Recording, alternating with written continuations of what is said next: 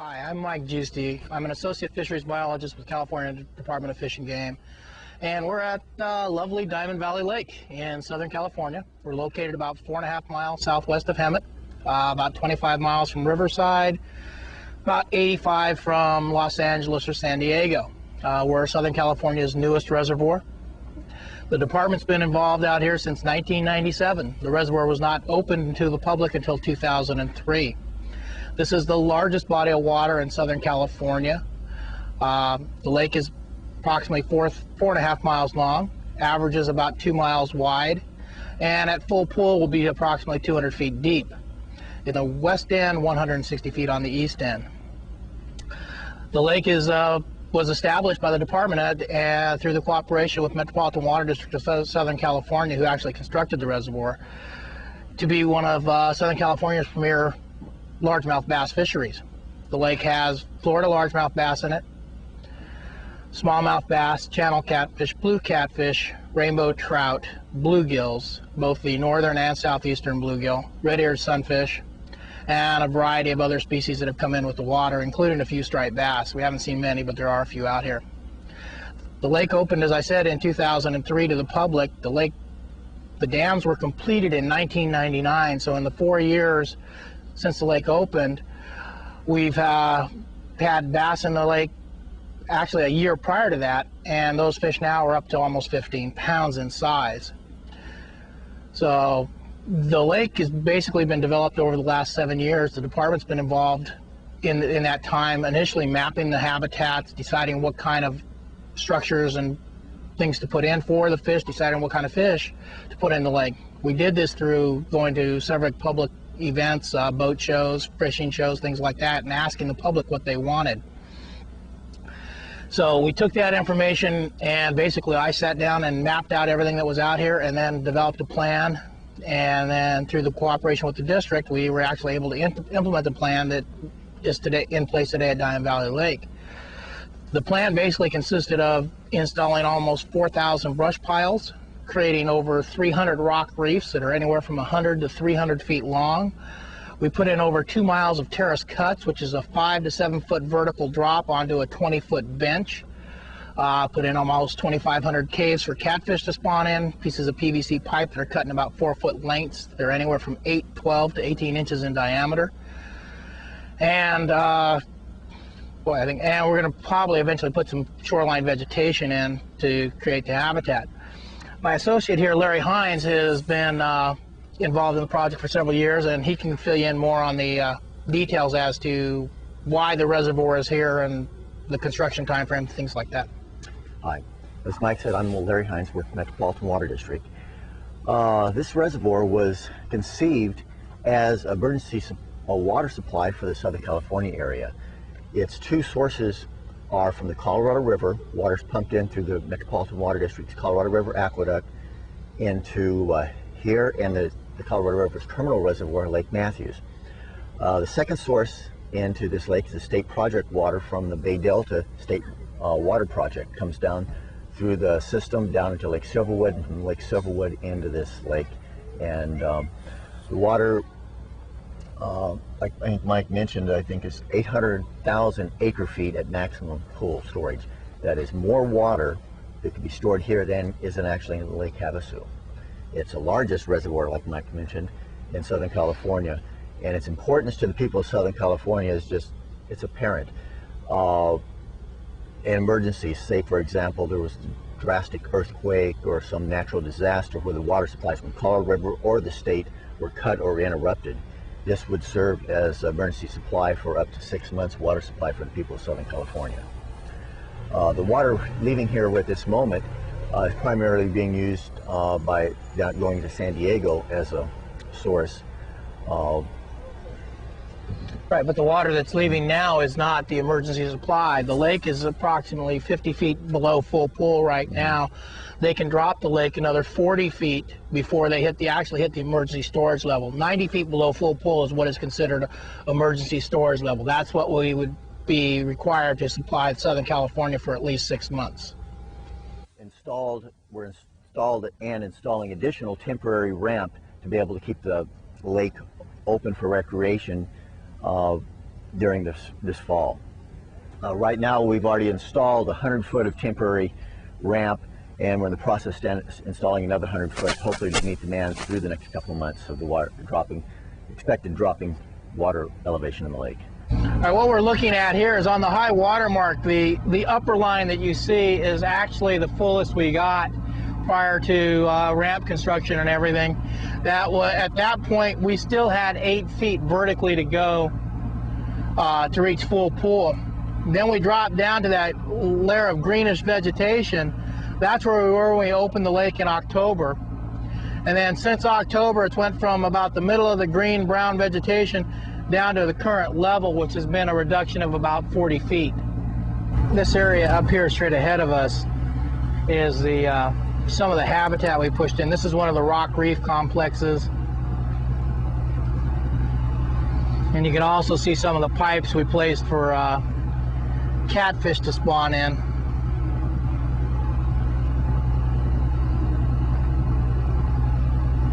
The tubes are for the catfish. Like I say, those are PVC pipe, blocked on one end.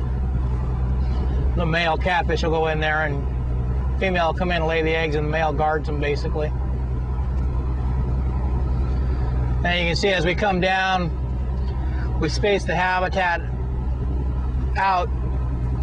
You can see more pipes up here. And then as we get down here a little ways further, we'll come on to one of what we call one of the terrace cuts.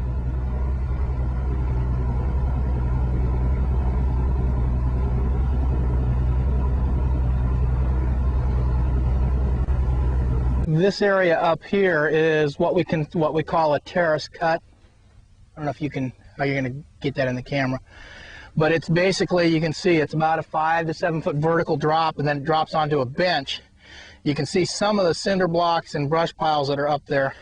If you look at it, this is probably the closest thing that we would talk to when you talk about some of the lakes in the southern U.S., you know, having roadbeds and creek channels. This is the closest thing we have to a creek channel in this lake. What you have is this roadbed coming down. It comes out, it drops, and then you have this, what used to be an intermittent stream course that just comes down right through here. You can see all the vegetation that was in it, and that continues right down through the middle of this big cove.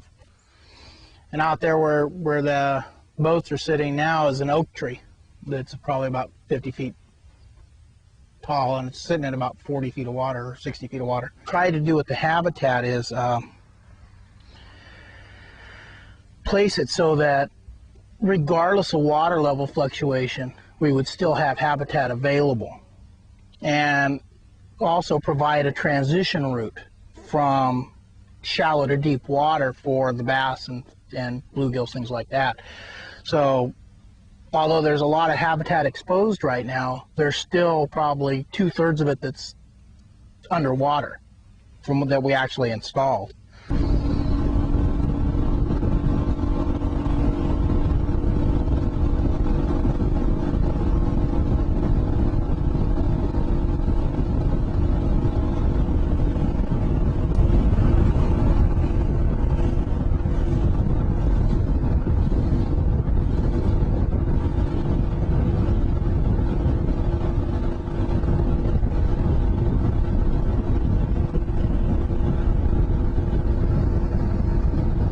Okay, basically this is the larger of the two quarries that we have. This one's on the west end of Diamond Valley Lake. You can see I got the west dam just over here to my right. Basically, Diamond Valley Lake, all the materials used to construct the dams were taken from on site. The valley floor was high in clay content, so they used that to make the core of the dam. Then they brought in the world's largest portable rock crushing plant and created it on site, and use that to take and mine this rock so that we could be able to get whatever size material we needed to actually construct the reservoir dams, the 3 dams that are used to create Diamond Valley Lake. The west dam over here is 1 3/4 miles long, 285 feet high, and has a width of almost a 1/2 mile at its base. The Saddle Dam, which is just to the north of us here, actually it's only a half-mile long and about 125 feet high. But because of that dam, they increased the storage capacity by the reservoir by 2/3. That was the low point in this hills here. And by adding that extra 125 feet, they increased the volume from about 400,000 to 800,000 or acre feet.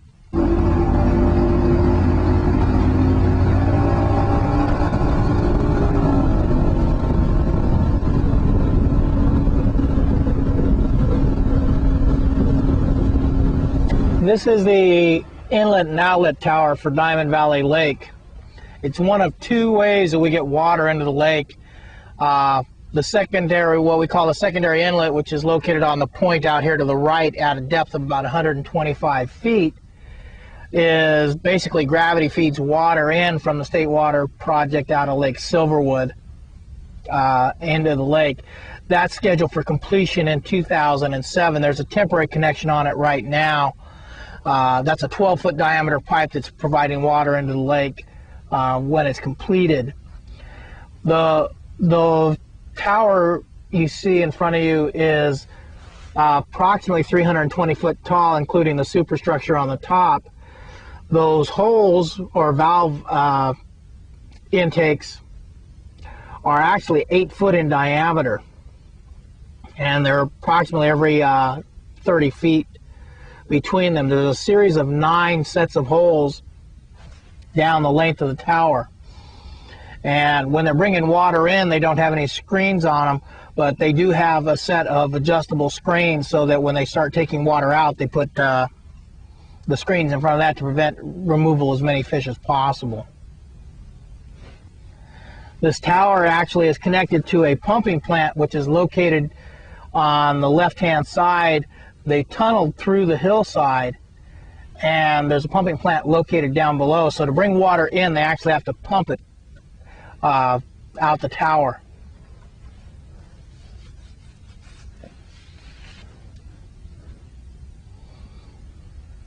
And the buoys that are surrounding this just designate that this area is closed to the public for safety reasons.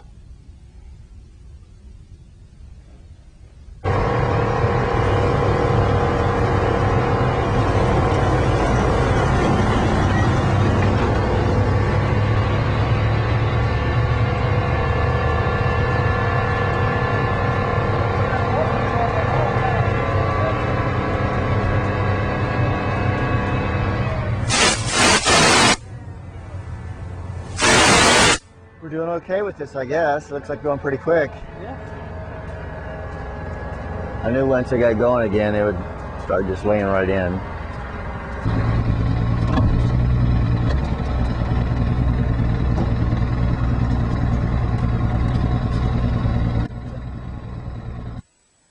Diamond Valley Lake Marina has boat rentals. They also have concessions where you can come in and get something to eat or drink. Store hours at Diamond Valley Lake Marina change from season to season. It's best to check out what time they're open. You can find out more information by going to www.dvmarina.com. Why not stop by the store, get something to eat, pick up a trinket or souvenir, and get local information on what the current bite is on the lake.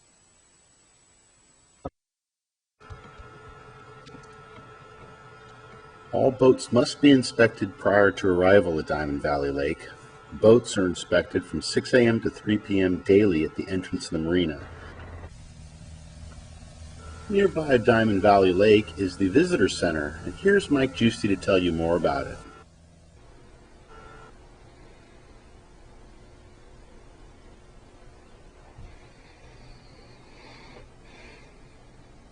That here is some of the archaeological finds that were found in the excavation of the dams. This is one of the most significant archaeological finds in the in the United States, probably as large or as significant as La Brea. This is a mastodon skull, one of the 2 mastodon skulls, or 3 that were found on site, along with woolly mammoth and things like that, horses, camels, bison. They're all going, eventually near the entrance of Diamond Valley Lake, there'll be two museums constructed, the Western Center for Archaeology and Paleontology, and then the Center for Water Education. And these bones and artifacts will be displayed in those museums.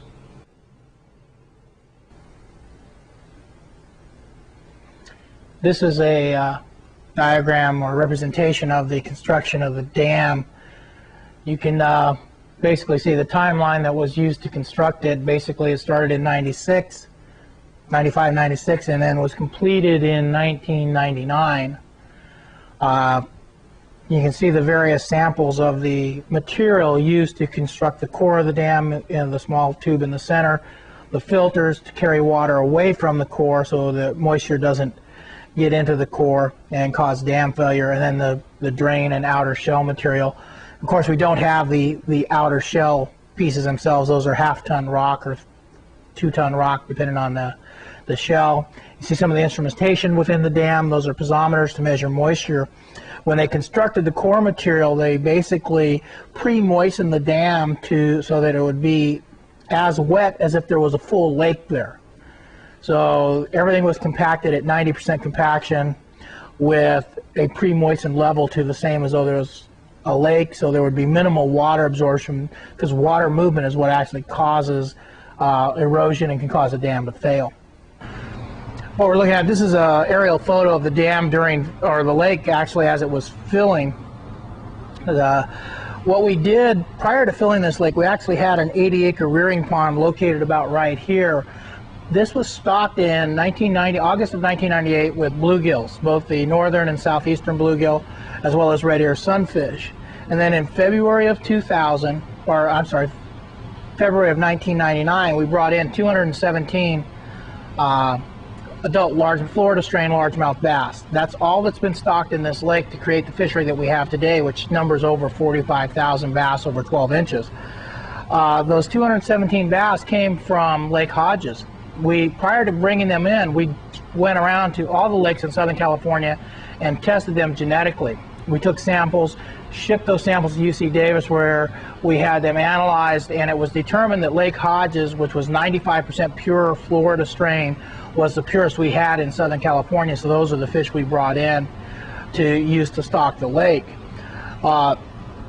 And then basically we've done additional stockings of the smallmouth bass.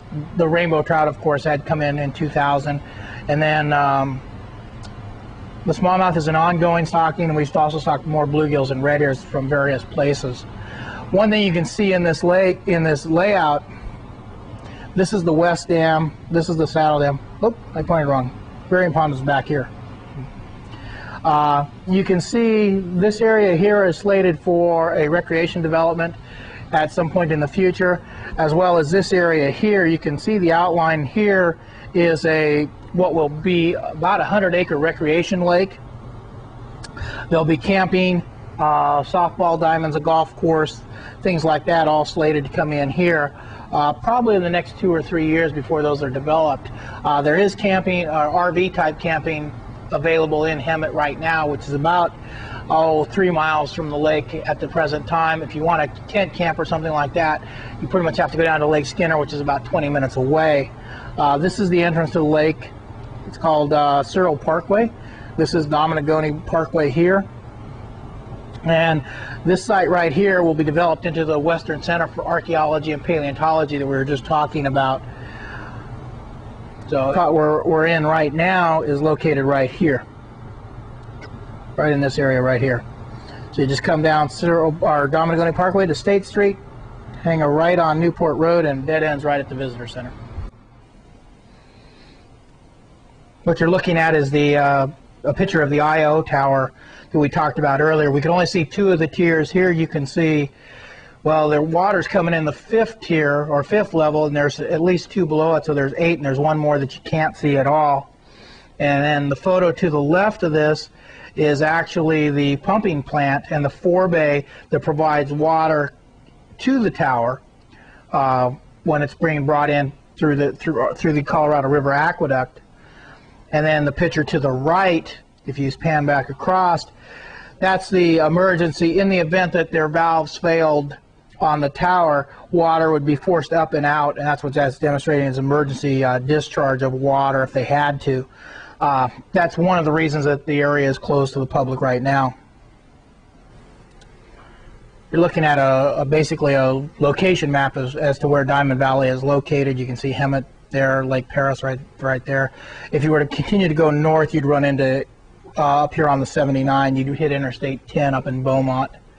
Another thing on this same drawing over here, which not many people realize, this is the water delivery system for Southern California. This is the California Aqueduct here, coming down into the LA area, and then it branches off and comes out to Lake Silverwood. Here's Los Angeles, Lake Silverwood here. This is where the inland feeder is going to tie in just below Lake Silverwood in San Bernardino, and then feed water into Diamond Valley, which says Eastside Reservoir Project. That was the construction project name, which is right here. Here's the Colorado River Aqueduct coming off the Colorado River at Lake Havasu, and it brings water into Lake Matthews, but it also brings water down the San Diego aqueducts to feed Diamond Valley. Well, I hope you enjoyed your brief tour of Diamond Valley Lake. We look forward to seeing here in the very near future. It's going to be fishing's only going to be getting better as the lake gets older. It's typical bass bluegill fishery right now. It's got a great trout fishery if you're interested in coming in and fishing for trout. Whatever techniques you like to fish, you can probably come in and fish them here. Jigs, drop shot, Carolina rig, top water, spinner baits, whatever you want. It will work at various times of the year. You just have to adjust to where the fish are. So if you're ever in Southern California, make your way out. Come and see me at Diamond Valley Lake.